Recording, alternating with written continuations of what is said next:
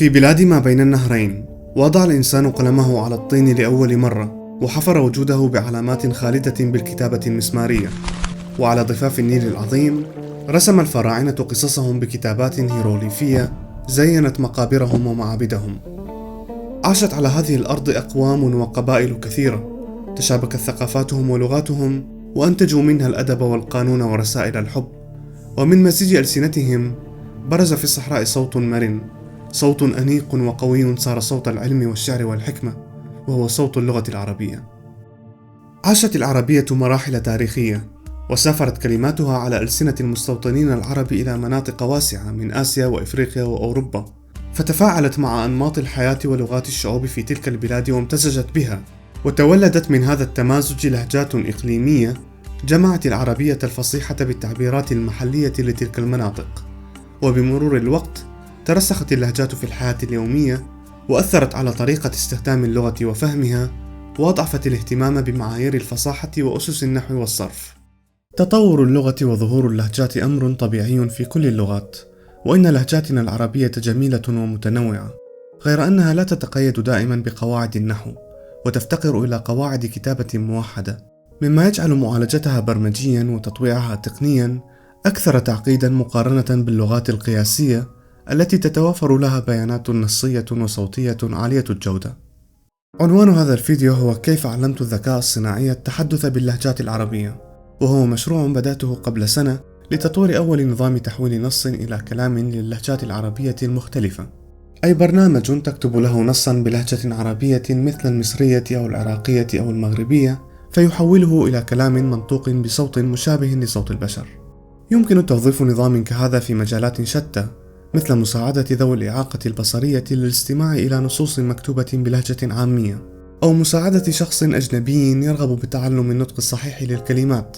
كما يمكن دمجه مع برامج المساعد الشخصي في الهاتف، مما يتيح للمستخدم سماع إشعارات بلهجته المحلية، كإخباره بنفاذ رصيده المصرفي أو استبدال وظيفته بالأتمتة.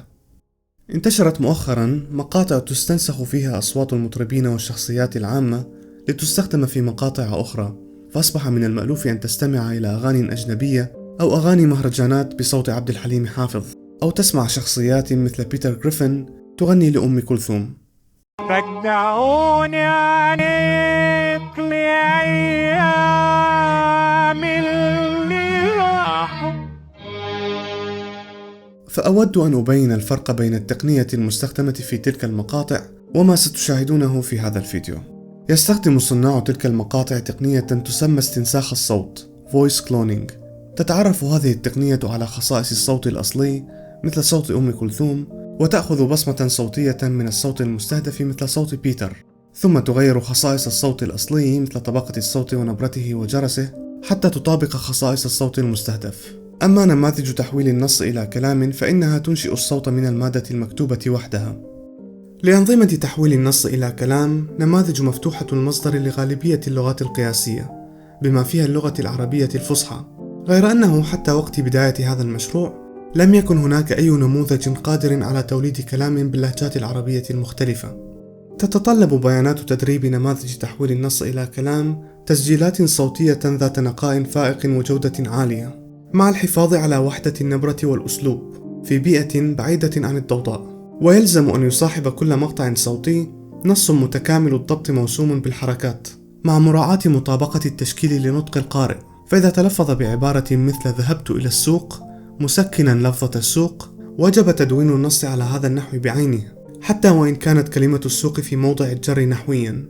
بدأت هذا المشروع بالبحث عن المشاريع المماثلة والأبحاث ذات الصلة، فعثرت على بيانات قيمة باللغة العربية الفصحى نشرها باحث اسمه نوار حلبي قبل عقد من الزمن، مدتها 4 ساعات، مرفقة بمحول صوتي فونيتايزر يحول النصوص المشكولة إلى وحدات صوتية فونيمز، وهي العناصر الأساسية التي يعتمد عليها التدريب. نظرا لمحدودية البيانات المتاحة، اخترت في تجربتي الأولى أن أدرب نموذج فاست بيتش الذي يحتاج إلى بيانات تدريب أقل من غيره، حتى أتأكد من سلامة طريقة التدريب وجودة النموذج. عند اكتمال التدريب كانت الجودة مرضية بشكل مقبول، وأصبح لدي نموذج قادر على التحدث بالعربية محاكيا الصوت ذاته الموجود في بيانات التدريب. وهذه عينة من مخرجات النموذج. السلام عليكم يا صديقي. في الخطوة التالية أعدت تسجيل بيانات نوار حلبي بصوتي ودربت النموذج مجددا، فأصبح لدي نموذج قادر على التحدث بالعربية محاكيا صوتي، وهذه عينة من مخرجات النموذج. جمالك أيها القلب القريح، ستلقى من تحب فتستريح. كانت الخطوة التالية تسجيل بيانات باللهجة العامية ودمجها مع بيانات اللغة العربية الفصحى، وتدريب النموذج باستخدامها كي يتعلم نطق المقاطع الصوتية الموجودة في اللهجات المختلفة. لكن المشكلة تكمن في أنه لا يمكن تمثيل المقاطع الصوتية للهجات باستخدام حروف اللغة العربية وحدها. فعلى سبيل المثال هذه الجملة باللهجة العراقية: رحت للسوق بسيارتي الفولفو وأكلت سمك وصمون مقسب وشربت بيبسي. إذا حاولنا ضبطها وقراءتها بالعربية الفصحى ستكون: رحت للسوق بسيارتي الفولفو وأكلت سمك وصمون مكسب وشربت بيبسي. فاستعنت بحروف الكاف الفارسية ج، والفاء المثلثة في، والباء المثلثة ب، والجيم المثلثة ش، والواو الكردية او، واللام الكردية ل، والياء الكردية A، وأضفت علامة تشكيل جديدة واخترت لها هذا الرمز حتى تمثل صوت والذي يمثل بحرف I بدون نقطة في اللغة التركية. وأصبح بإمكاني إعادة كتابة هذه الجملة باستخدام الحروف الجديدة على هذا النحو: رحت للسوق بسيارتي الفولفو وأكلت سمك وصمون مقسب وشربت بيبسي. بعد ذلك عدلت برنامج المحول الصوتي وأضفت إليه الحروف والمقاطع الصوتية الجديدة ليتمكن من تحويلها إلى وحدات صوتية فونيمز يمكنني استخدامها في تدريب النموذج. وطلبت من الكاتب العراقي مفيد عباس استخدام كتاباته باللهجة العراقية، كما استأذنت الست أشواق وأبا بغداد لاستخدام بعض نصوصهما، فوافقوا مشكورين على إعادة صياغة نصوصهم بالرموز الكتابية الجديدة وتسجيلها صوتيا ونشرها كبيانات مفتوحة. كل المواد المذكورة في هذا الفيديو متاحة للتحميل المجاني، بما فيها بيانات التدريب والنموذج النهائي والحزم البرمجية للمحول الصوتي وورقة بحثية تمهيدية نشرتها على المنصة العلمية زانودو بعنوان Training a Text-to-Speech System for Dialectal Arabic with a Focus on the Iraqi Dialect. بعد جمع النصوص وتسجيلها شرعت في كتابة المحتوى المصاحب للتسجيلات باستخدام الحروف المستحدثة، وكانت مهمة بالغة الرتابة استلزمت أسابيعا من التركيز على إعادة كتابة نفس الرموز مع الحرص على مطابقتها للمقاطع الصوتية في المادة المسجلة. استخدمت في تدريب النموذج 4 ساعات من التسجيلات بالعربية الفصحى وساعة واحدة باللهجة العراقية. ولتحسين النتائج كتبت برنامجا يولد نصوصا صناعية تزيد من تمثيل الحروف الجديدة مع مختلف علامات التشكيل، ثم سجلتها وأضفتها إلى بيانات التدريب وبدأت تدريب النموذج ليتمكن بعد آلاف الدورات التدريبية من تعلم مختلف اللهجات العربية. قبل أن أسمعكم نتائج النموذج سأذكر لكم ما جعلني أتكاسل عن نشر هذا الفيديو، وهو ظهور المساعد الصوتي لتشات جي بي تي الذي سألته أول إصداره: هل تتحدث اللهجة العراقية؟ فأجابني: شلون أقدر أخدمك؟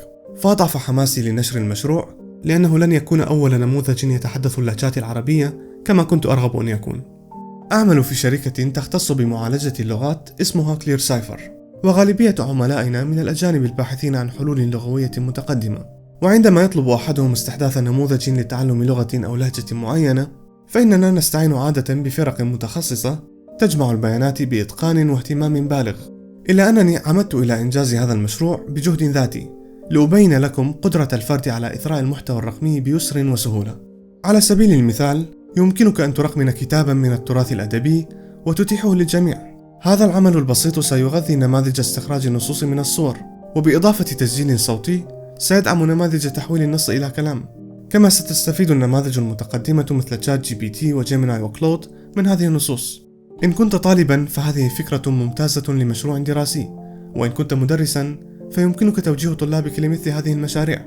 وتأكد أن هذه الإسهامات ستستخدم في تدريب نماذج ذكية أكثر إتقانا للعربية. وأنوه لمن يهتم بخدمات كلير سايفر من المؤسسات والشركات أنه يمكنهم التواصل معنا عبر البريد الإلكتروني المبين في الشاشة. لا تقتصر مظاهر الحماقة والتخلف على قذارة الطرقات وقلة الذوق والمروءة والأخلاق وابتذال الملابس وتسريحات الشعر، بل تبرز أيضا في طريقة التعامل مع اللغة واحترامها. شاهدت مؤخرا مباراة كرة قدم لفريق إسباني تعرض لهزيمة ساحقة. كان المعلق يصرخ بتراكيب لغوية عجيبة مستخدما الحركات في نطقه كما تستخدمها ياسمين صبري في الكتابة. فيرفع المنصوب ويجر المرفوع دون رادع من ضمير لغوي. والأمر أعم من ذلك، فالكتب المدرسية تعج بالأخطاء، ولوحات في الشوارع تنطق بجهل كاتبيها، ولوائح القوانين تتمرد على قواعد لغتها، حتى صارت الأخطاء سمة للخطاب العام وليست استثناء فيه. وصف الشاعر العظيم أبو الطيب المتنبي نفسه في شيراز في بلاد فارس بأنه غريب الوجه واليد واللسان، عندما كان بين قوم لا يفهمون لغته ولا يقدرون فصاحته. وأتخيله اليوم بيننا يشعر بذات الغربة، ولكن بصورة أشد مرارة، فنحن أبناء لسانه وورثة بيانه. غير أن عصرنا الذي فرط في اللغة قد يتدارك هفوته ويعيد إليها بريقها، وأرى الذكاء الصناعي فرصة فريدة لصون اللغة وإحيائها. لا أقصد من خلال النماذج اللغوية الكبيرة فقط، بل بما ستكشف عنه الأيام من تقنيات مبتكرة. فإن حل المتنبي علينا ضيفا لربما وجد فيه محاورا يقدر بلاغته ويفهم استعاراته ويحفظ قصائده بدقة. إليكم الآن النتائج النموذجي في توليد الكلام بمختلف اللهجات العربية. أنا اللي طول عمري بصدق كلامي الصبري في المواويل، وأنا اللي طول عمري بقول الحب عمره طويل. نفحة من الورد ومن القمر طلعة، ولك عمري انقضى شمعة بأثر شمعة. خغوف أخضغ صغير غفيع غرق بالخغى، لا تاخد أرملة خدة مشموم، إش ما عملت معها بتقلك مو مثل المرحوم. لو الفقر ضيف وحنا معازيب، يا مرحبا بالضيف دقه وجله. الفقر ما هو عيب، تدري وش العيب؟ إنك غني والبيت ما حد يدله. امشغزلي ولا رجع واخوات الدار علينا، إش من طريق يا ناس تتبع نمشيوها على عينينا. هذه مقارنة بين رسوم الموجات الصوتية Waveforms لمقطع لم يستخدم في بيانات التدريب والمقطع المقابل له الذي أنتجه النموذج، كما تظهر مقارنة بين مخططات الطيف الترددي Spectrograms لهذه المقاطع. وأخيرا أذكركم أن تفاصيل هذا المشروع موثقة في الورقة البحثية المذكورة في وصف الفيديو. شاركوا هذا الفيديو رجاء مع أصدقائكم وانشروه على منصات التواصل واتساب، إكس، فيسبوك، إنستغرام، يوتيوب، تيك توك، وشكرا لكم على المتابعة.